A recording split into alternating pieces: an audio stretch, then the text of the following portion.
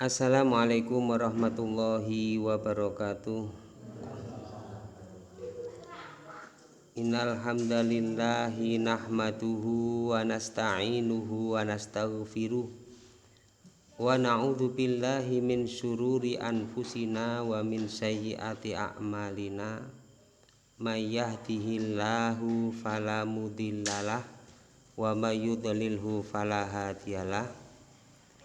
Wa asyhadu an la ilaha illallah wahdahu la syarikalah wa asyhadu anna Muhammadan abduhu wa rasuluh. Allahumma sholli ala Muhammad wa ali Muhammad. Allahumma anfa'na bima 'allamtana wa 'allimna ma yanfa'una wa zidna ilma. Rabbi shrah li sadri wa yassir li amri wahlul 'uqdatam min lisani yafqahu qawli.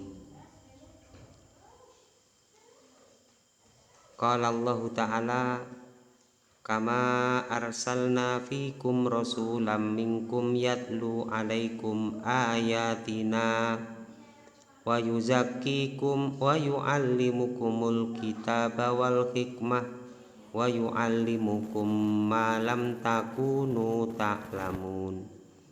Fadhkuruni adhkurkum washkuruli wa la takfurun. Bapak Ibu muslimin rahimakumullah, kita wajib bersyukur kepada Allah.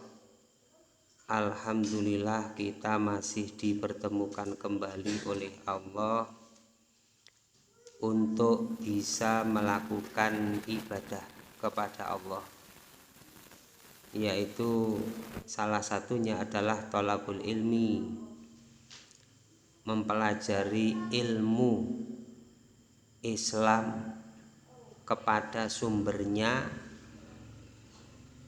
Al-Quran dan Sunnah Nabi Sallallahu Alaihi Wasallam.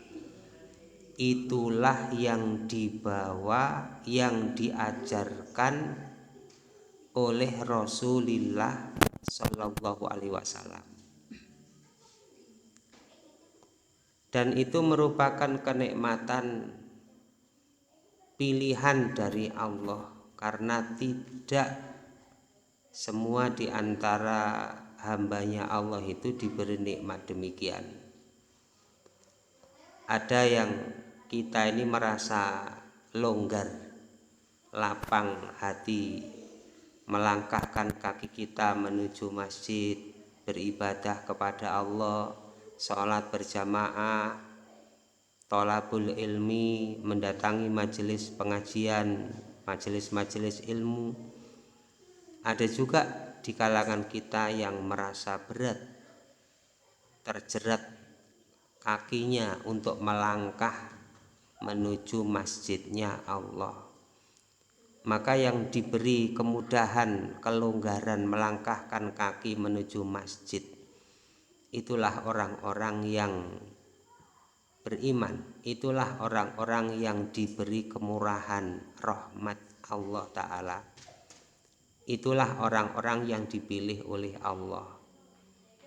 Innallaha yu'tid dunya au yu'til mal liman yuhibbu wa man lam yuhib, liman ahabba wa man lam yuhib, walakin la yu'tid din illa lima yuhib.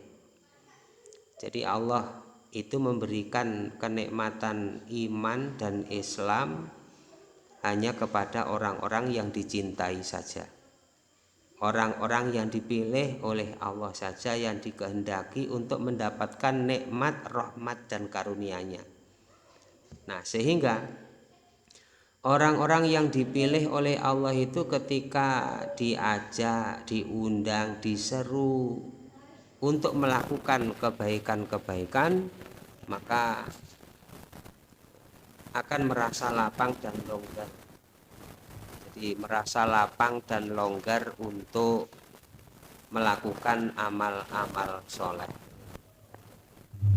melakukan kebaikan-kebaikan. Allah sendiri sudah mengatakan di dalam Al-Quran, Wa may yurid ayahdiyahu yasrah sadrahu lil Islam. Jadi orang yang dikehendaki oleh Allah untuk mendapatkan hidayah Islam, maka orang itu akan merasa longgar dan lapang. Jadi merasa longgar dan lapang kepada Islam dengan seruan-seruan Islam, dengan ajakan-ajakan Islam. Allah sendiri juga mengatakan di dalam ayat yang lain, wa idza qila lakum, ketika dikatakan kepada kalian wahai orang-orang yang beriman, tafassahu ilal majalis, berlapang berlonggarlah, jadi mudah-mudah, jadi lapanglah longgarlah untuk mendatangi majelis ilmu, untuk mendatangi majelis-majelis amal soleh.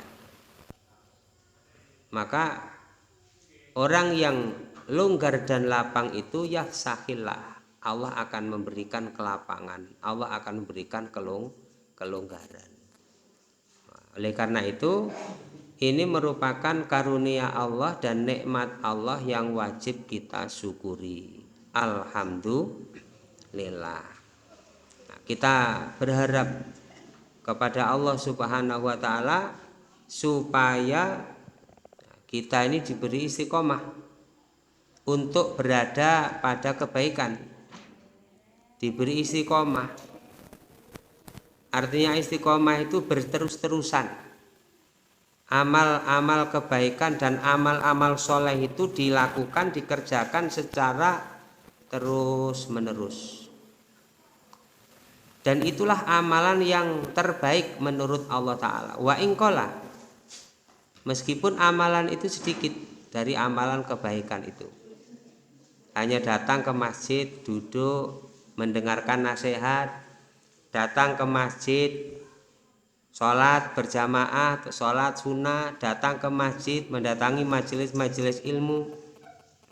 Tapi kalau itu dilakukan dengan istiqomah, berterus-terusan, itu termasuk amalan yang sangat paling dicintai oleh Allah Subhanahu wa ta'ala. Wa in qala, meskipun sedikit. Tapi sesuatu yang istiqomah itu biasanya berat, karena ada saja ujian-ujiannya, ada saja hal-hal yang menyebabkan kita itu tidak bisa istiqomah. Makanya kalau kita diberi kesempatan oleh Allah, ya, kita diberi kemudahan dan kelonggaran, supaya kita pergunakan, kita manfaatkan kesempatan dan kelonggaran itu dengan sebaik-baiknya, supaya kita berada pada nilai amal-amal soleh.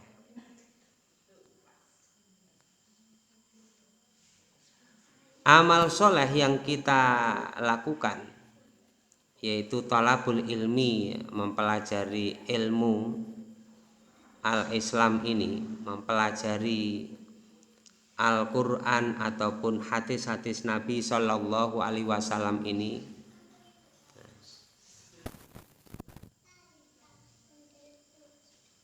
Ini adalah amalan yang terbaik. Nah, kita sebagai orang yang beriman harus merasa yakin kita melakukan amal soleh yang disyariatkan itu adalah amalan yang terbaik.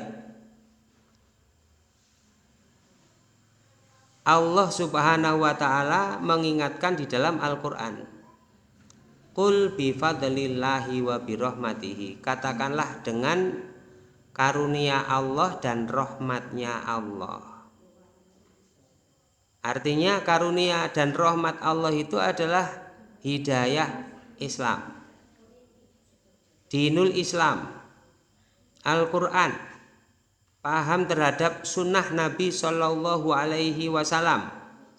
Itu adalah karunia Allah dan rahmatnya Allah. Wabidzalika falyafrahu. Nah, maka dengan sebab itulah Jadi kalau kita ini diberi kesempatan, kita bisa memperbuat, kita bisa tholabul ilmi, kita bisa ibadah, kita bisa berkurban, bersedekah, mengamalkan din, mengamalkan perintah-perintah Allah dan Rasulnya.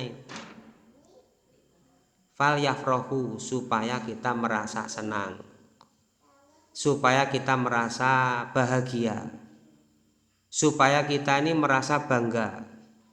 Jadi bangga, bahagia, senang, suka, cita itu akan memberikan motivasi kepada kita untuk semangat melakukan amal-amal Islam. Tidak sebagaimana sebagian besar dari kalangan kita umat Islam di akhir-akhir zaman ini, kenalnya Allah, dekatnya Allah, beribadahnya kepada Allah itu rata-rata berada di bulan suci Ramadan. La ya'rifunallaha, mereka tidak mengenal Allah illa fi Ramadan, kecuali hanya di bulan Ramadan. La yaqra'unal Qur'an, la yata'allamunal Qur'an was sunnah, mereka tidak membaca Al-Qur'an, mereka tidak mempelajari Al-Qur'an dan sunnah kecuali illa fi Ramadan, kecuali hanya di bulan suci Ramadan.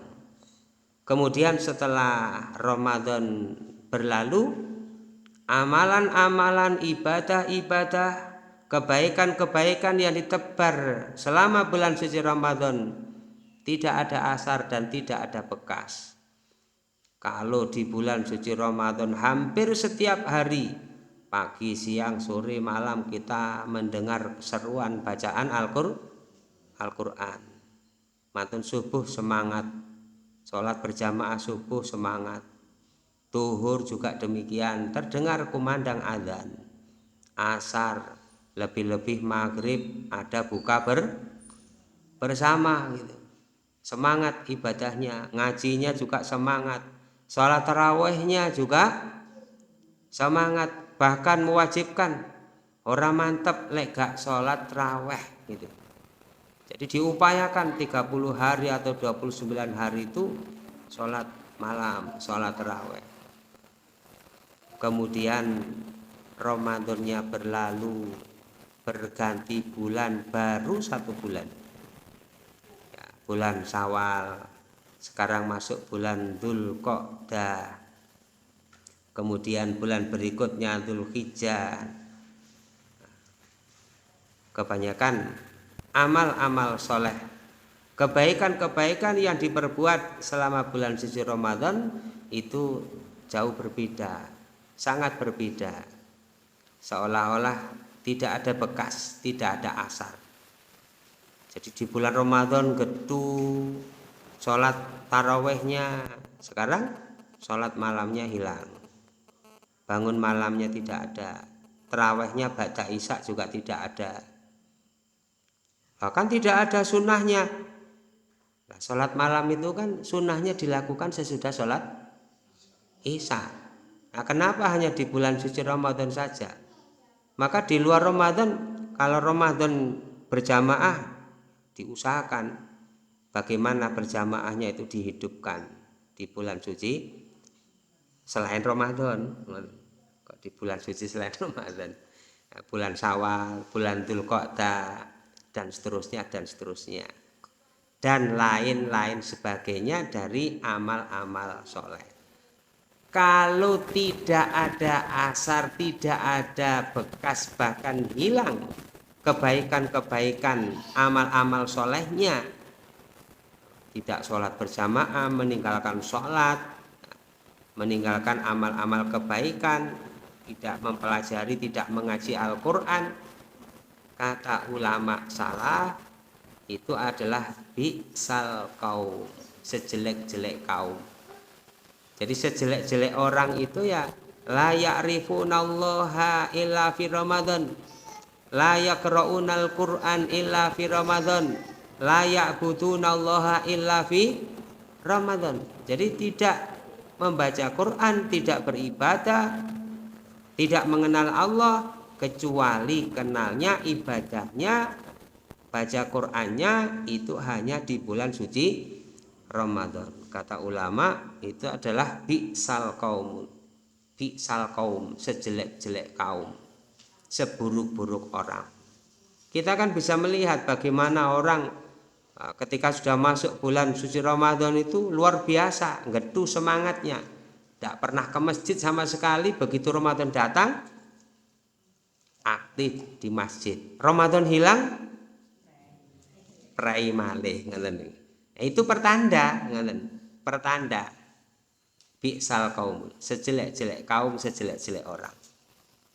Kita orang-orang yang beriman tidak demikian, berusaha untuk melazimi, menetapi kebaikan-kebaikan dan amal-amal soleh yang disyariatkan, karena itu adalah kewajiban kita sebagai orang yang beriman. Terlebih lagi yang paling penting dan paling pokok itu adalah kita mengerti Islam dengan sesungguhnya, bukan apa katanya.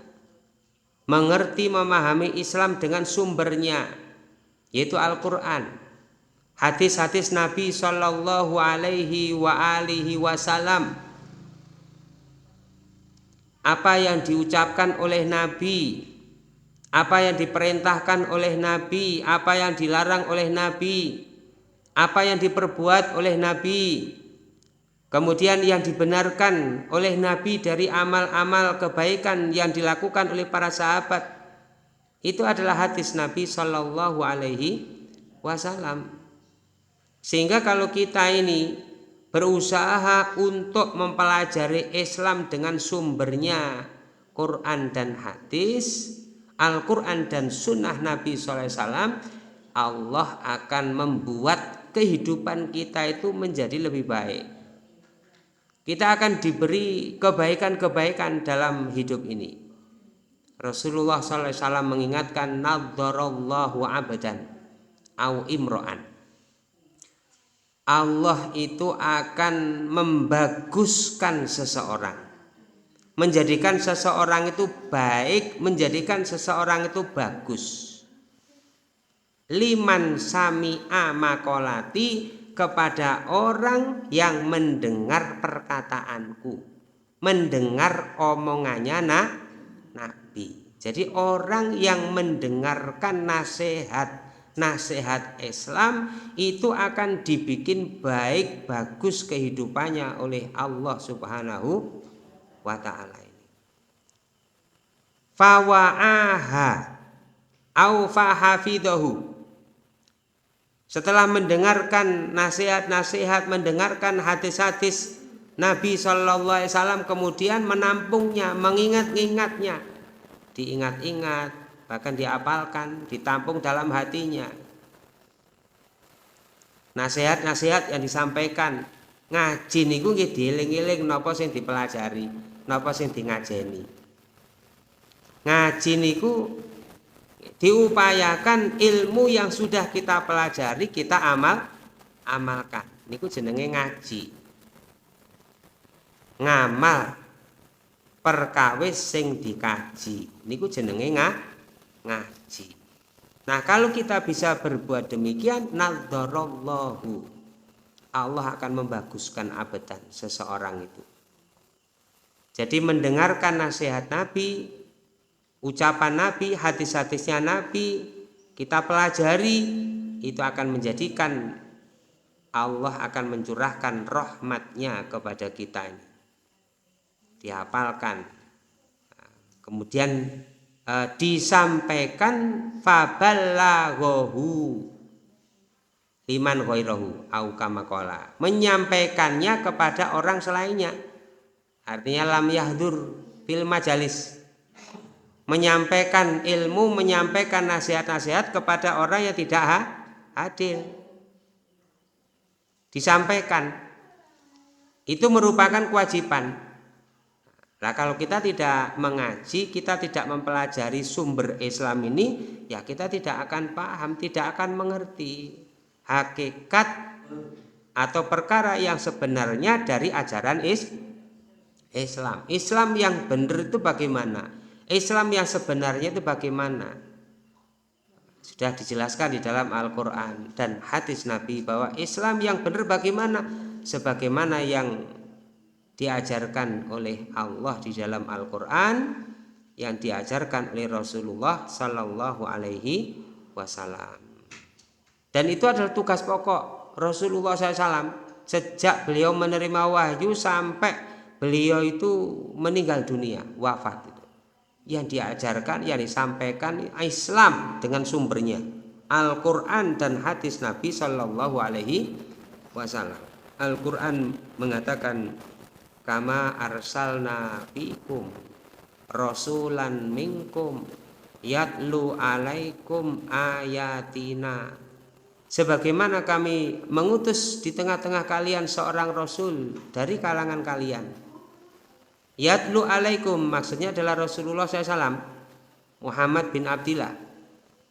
Beliau diutus oleh Allah yatlu alaikum untuk membacakan kepada kalian, kepada umat manusia ini, kepada orang-orang yang beriman, kepada kaum muslimin, ayatina, yaitu ayat-ayat kami. Jadi Rasulullah itu memang tugasnya diperintah oleh Allah untuk menyampaikan ayat-ayat Allah, Al-Quran, kalamullah, disampaikan kepada orang-orang yang ada di sekitarnya, sekelilingnya, dan seterusnya dan seterusnya.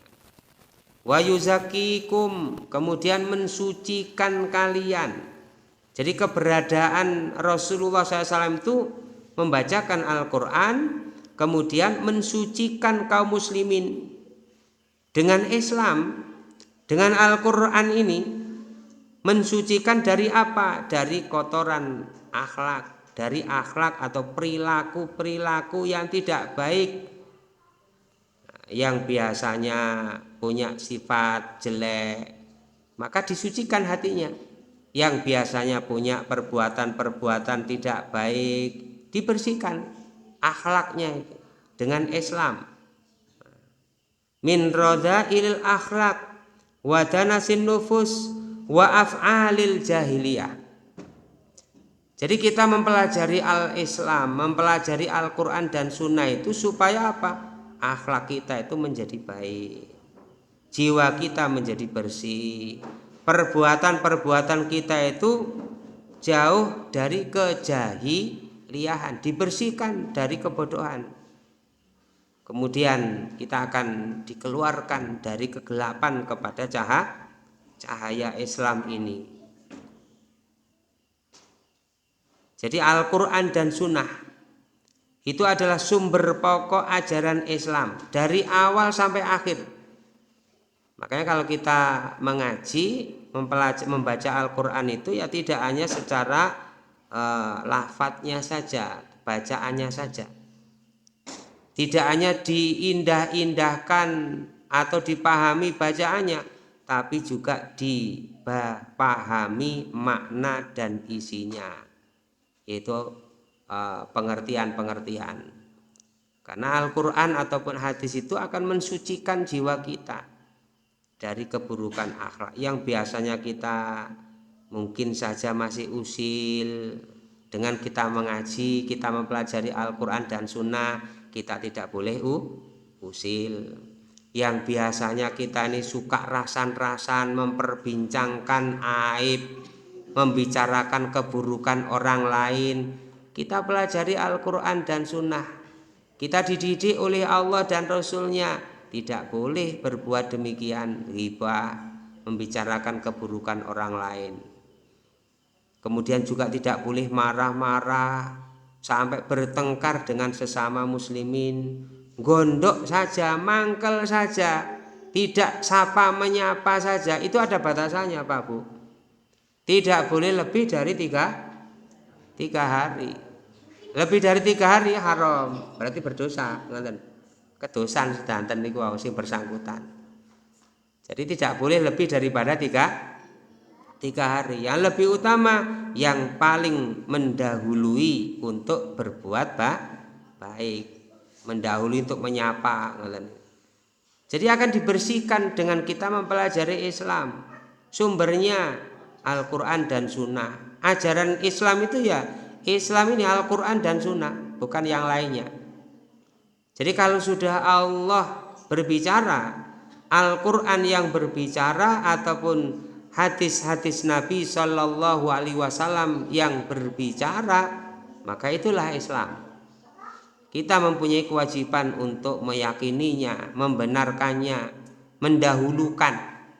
mendahulukan apa kata Allah dan Rasulnya, mendahulukan Al-Quran dan Sunnah. Ini perkara iman dan berat untuk diamalkan. Sebab kadang-kadang kita itu lebih mendahulukan pikiran kita daripada ayat, daripada hadis.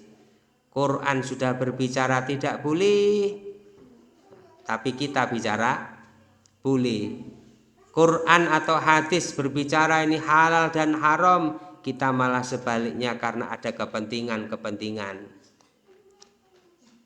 nilai dunia misalnya ini. Padahal orang-orang yang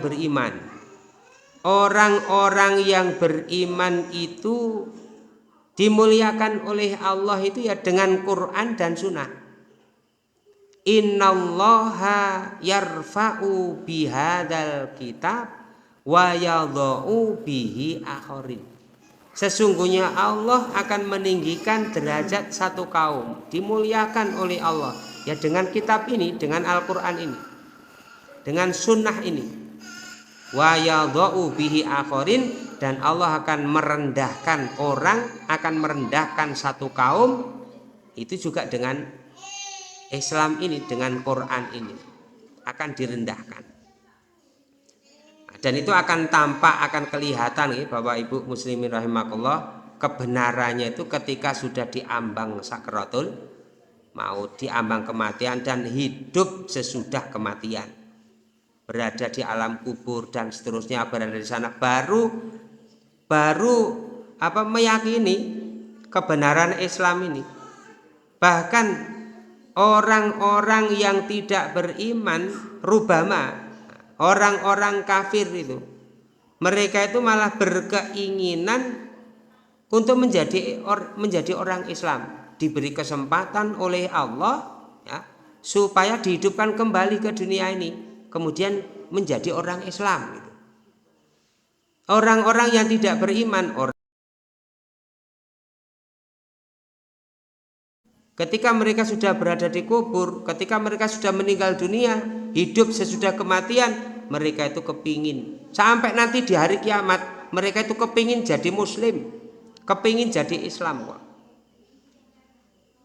Makanya kan parah sekali kalau sudah jadi orang Islam kemudian keluar dari Islam lah, itu sangat rugi sekali itu. Atau istilahnya murtad. Murtad itu keluar dari Islam ini.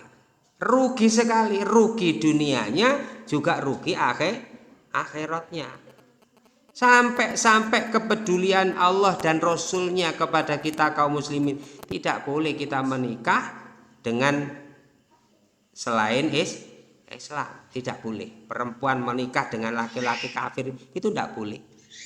Demikian juga sebaliknya, kecuali ahli kitab bagi laki-laki, kecuali bagi laki-laki.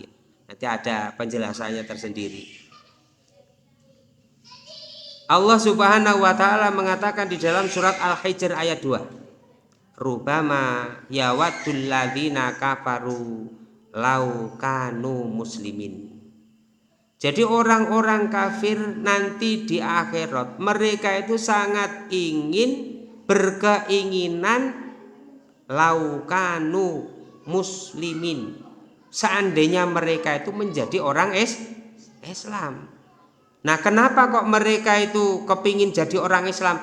Karena mereka melihat fadilahnya orang Islam, orang yang beriman, ada keutamaan. Walaupun mereka orang Islam itu masuk ke dalam neraka, tapi diselamatkan oleh Allah, masih ada kesempatan dikeluarkan oleh Allah dari neraka. Itu loh untungnya jadi orang Islam, jadi orang yang beriman, asalkan tidak syirik, itu saja.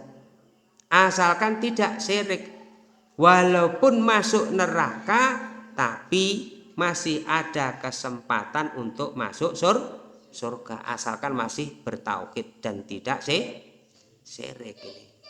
Karena Rasulullah sudah menjanjikan man qala la ilaha illallah dakhalal jannah. Orang yang bertauhid itu masuk surga pasti sudah. Itu sudah ada jaminan. Jadi misqala dzarratin minal iman. Jadi ada seberat titik kecil berupa iman, masih bertauhid, bersih dari syirik. Walaupun banyak sekali dosa-dosanya, banyak sekali kemaksiatan dikerjakan, masih ada kesempatan masuk surga walaupun harus merasakan dahsyatnya, sakitnya siksa yang ada di dalam neraka. Naudzubillah, nek kula berlindung kepada Allah. Bagaimana kita itu nek kula lho nggih mboten mlebu neraka blas. Langsung masuk swarga, ngoten. Tanpa hisab, tanpa azab. Mboten usah melalui proses-proses ruwet-ruwet ngoten. Mboten sate tuwakoni aneh-aneh ngoten. Langsung mlebu swarga, dakhalal jannah. Dan itu mudah kata Rasulullah SAW ketika ditanya oleh sahabat, ya Rasulullah, dullani ala amalin idza amiltuhu ahabani Allah, idza amiltuhu dakhalal jannah gitu. Ya Rasulullah, tunjukkan, beritahu saya amalan yang bisa ketika saya kerjakan Allah cinta kepada saya masuk surga. Dan Allah menjauhkan saya dari neraka. Rasulullah mengatakan itu mudah bagi orang yang dimudahkan oleh Allah. Syaratnya satu, beribadah kepada Allah dengan benar. Yang kedua, sama sekali tidak ada syirik, tidak ada syiriknya. Nah kalau ada syiriknya, nah itu berat nanti di hadapan Allah Ta'ala. Nah, kadang-kadang kita tidak tahu masih ada kesirikan-kesirikan yang kita kerjakan. Masih ada kepercayaan atau keyakinan yang tidak dibenarkan oleh Allah, oleh Rasulullah SAW. Nah, misalnya ada tempat-tempat tertentu yang dianggap itu mempunyai keramat, mempunyai kesucian, mempunyai kehormatan, punya peran, punya pengaruh, sehingga tempat tersebut harus dimuliakan dan diagungkan. Nonton itu. Dan itu pernah terjadi pada masa Rasulullah SAW. Sahabat sendiri pernah berbuat demikian. Jadi ketika para sahabat itu pulang dari perang Hunain, itu melihat ada orang-orang musyrik. Mereka itu melingkari satu tempat. Kemudian mereka itu setiap waktu tertentu datang ke tempat tersebut. Sajen, nonton itu. Jadi masih mengadakan persajian di tempat tersebut. Waktu itu ada pohon ya, yang sangat besar yang rindang. Pohonnya namanya Datu Anwat. Orang-orang musyrik itu sama berlingkar di situ, melingkari, kemudian mereka meletakkan pedang-pedang mereka, dan juga mereka ada upacara-upacara tersendiri untuk menghormati tempat tersebut. Kemudian para sahabat itu minta, ya Rasulullah, mbok yau kita dijadikan satu tempat tertentu atau pohon tertentu atau sesuatu tertentu seperti mereka itu ya Rasulullah. Nah, maka Rasulullah SAW dengan tegas itu mengingatkan, Allahu Akbar. Ini adalah permintaan, ini adalah kelakuannya Bani Israel dulu kepada Nabi Musa, minta kepada Nabi Musa seperti itu. Sampai diingatkan oleh Nabi Musa, innakum qaumun tajhalun, kalian itu adalah kaum yang bodoh, yang sudah diberi kemuliaan hidup untuk beribadah hanya kepada Allah, malah kepingin seperti perbuatannya orang-orang musyrik. Nah, makanya di dalam Islam ini dengan jelas dan tegas kita ini dilarang untuk meniru atau melakukan perbuatan-perbuatan yang diperbuat oleh orang-orang musyrik. Kita dilarang. Karena orang-orang musyrik itu sudah jelas bagaimana nasib dan keadaan mereka. Orang-orang kafir itu sudah jelas keadaan mereka nanti di akhirat. Allah Subhanahu wa taala mengatakan, inna haula'i mutabbarun ma fihi. Mereka itu nanti akan dibinasakan oleh Allah. Mereka nanti akan diazab oleh Allah taala. Wa batilun ma kanu ya'malun, dan tidak sah amalan mereka itu. Artinya tidak sah itu batil, sia-sia. Jadi kalau amalan-amalan, perbuatan-perbuatan itu tidak sesuai dengan Al-Quran dan Sunnah, itu batil namanya. Perbuatan yang tidak sesuai, menyelisihi tuntunan Rasulullah Shallallahu Alaihi Wasallam, itu namanya batil. Sumber artosipun batil. Batil itu tidak sah. Batal bahasa Indonesia ini nggih, batal tidak sah ngoten niku. Sia-sia, muspro, akhirnya tuas ngoten. Sing penting lak niate ya ngoten niku. Kados sing nate kula sampaikan ngoten niku. Lah wong sudah jelas kok yang meninggal dunia itu bukan orang Islam. Kok sik didongakne ngoten. Ya sapa ngerti, diterima ditampa karo Gusti Allah. Sing penting lak niati awake dhewe apik. Mosok ora dianggap apik ambek Gusti Allah. Lho Allah sendiri sudah bilang di dalam Al-Qur'an, wala takum ala qabrihi wala tusolli ala ahadim minhum idza mata abadan. Terhadap orang-orang yang jelas meninggal dalam keadaan tidak beriman, mati dalam keadaan kafir, mati dalam keadaan Yahudi, mati dalam keadaan Nasrani, mati tidak dalam keadaan Islam, itu walatakum ala qabri, empun ngadeg tenggene kuburane. Maksudnya empun ngadeg tenggene kuburane niku napa? Wala tad'u, tidak boleh berdoa, jangan mendoakan. Jangan mendoakan orang yang matinya dalam keadaan kafir. Yang kedua, wala tusolli ala ahadim minhum idza mata abadan. Jangan sekali-kali mensolatkan kepada mereka yang mati dalam keadaan tidak beriman. Allah juga mengatakan di dalam Al-Qur'an, di dalam surat An-Nisa, walalladzina yamutuna wahum kufar ulaika a'tadna lahum azaban alima. Orang-orang yang mereka mati di luar Islam, mereka itu nanti akan mendapatkan azab yang sangat pedih dari Allah taala.